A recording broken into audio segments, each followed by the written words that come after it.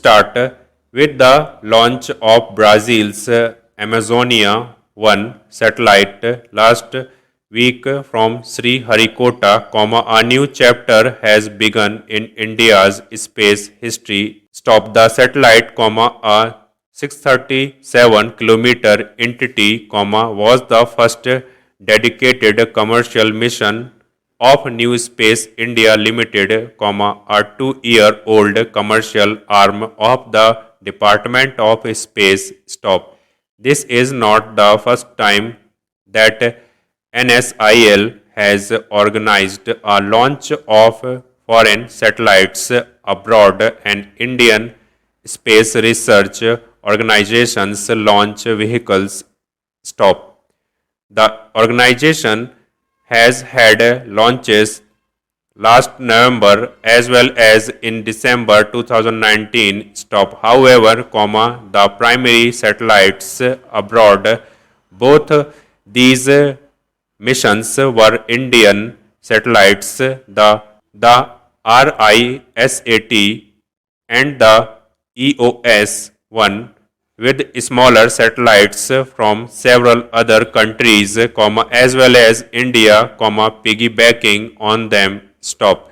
The Amazonia mission also saw 18 other satellites being launched and was the first fully commercial mission. Stop. India has so far launched 342 foreign satellites from 34 countries using its Polar Satellite Launch Vehicle platform, and many of them have involved ISRO's first commercial entity, the Antrix Corporation. Stop.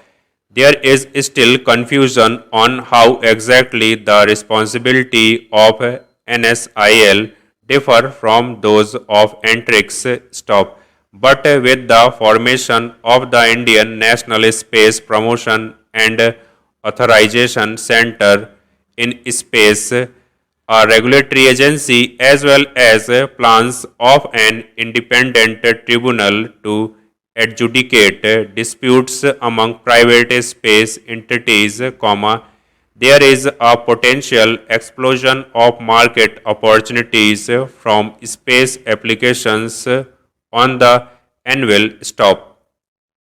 Though the private sector plays a major role in developing launch and satellite infrastructure for ISRO, there are now several companies that offer myriad services. Stop.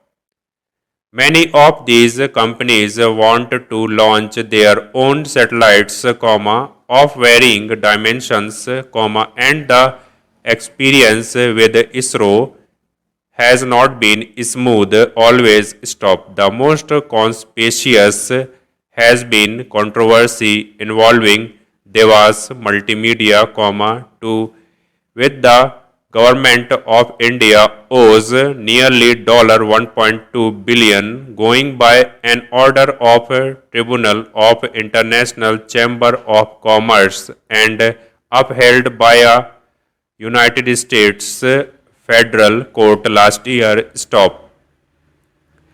NSIL, it is said, is also a move by India's space establishment to insulate the prospects of the space industry in India from repercussions of the Devas Antrix imbroglio. Stop. Para.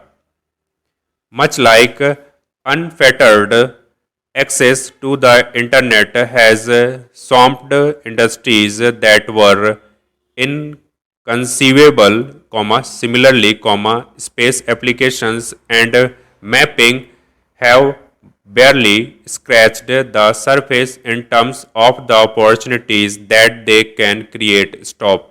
NSIL has a broad ambit and will be involved in collaborations spanning from launches to new space-related industries. Stop. NSIL is also expected to be more than just a marketer of ISRO's technologies, it is to find newer business opportunities and expand the sector itself. NSIL must endeavor to not be another antrix but be continuously in startup mode. It must conceive of ways to aid space startups, reach out to rural India and facilitate more recruits from India's young to facilitate careers in space applications and sciences.